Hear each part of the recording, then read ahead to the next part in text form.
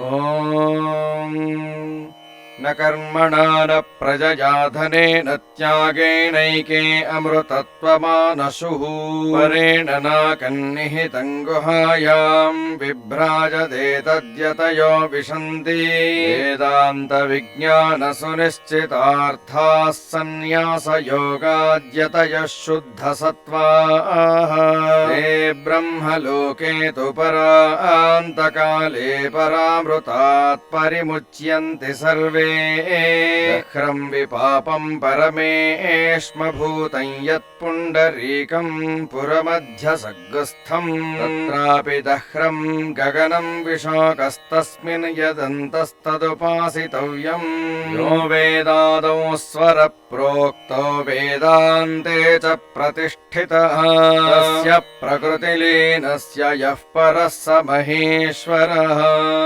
श्रीमत्परमहंसपरिव्राजकाचार्यवर्या पदवाक्यप्रमाणपारावारपारीण यमनियमासन प्राणायाम प्रत्याहार धारणा ध्यान समाध्यष्टाङ्गयोगानुष्ठान निष्ठा तपश्चक्रवर्ती अनाद्य विच्छिन्न श्रीशङ्कराचार्य गुरुपरम्परा प्राप्ता षड्दर्शन स्थापनाचार्य व्याख्यान सिंहासनाधीश्वरा सकल निगमागमसार हृदया सांख्यत्रय प्रतिपादका वैदिक मार्ग प्रवर्तका सर्वतंत्र स्वतंत्रा आदिराजधानी विद्यानगर महाराजधानी कर्नाटक सिंहासन प्रतिष्ठापनाचार्या श्रीमद्राजाधिराज गुरु भूमंडलाचार्या ऋष्य शृंगपुरवराधीश्वरा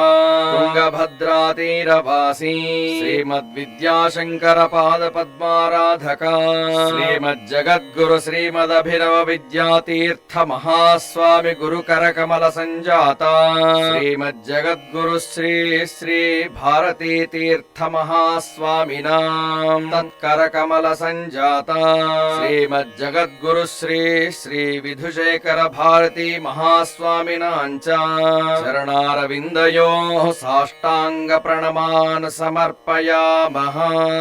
हरिः ॐ श्री गुरुभ्यो नमः। हरिः ॐ।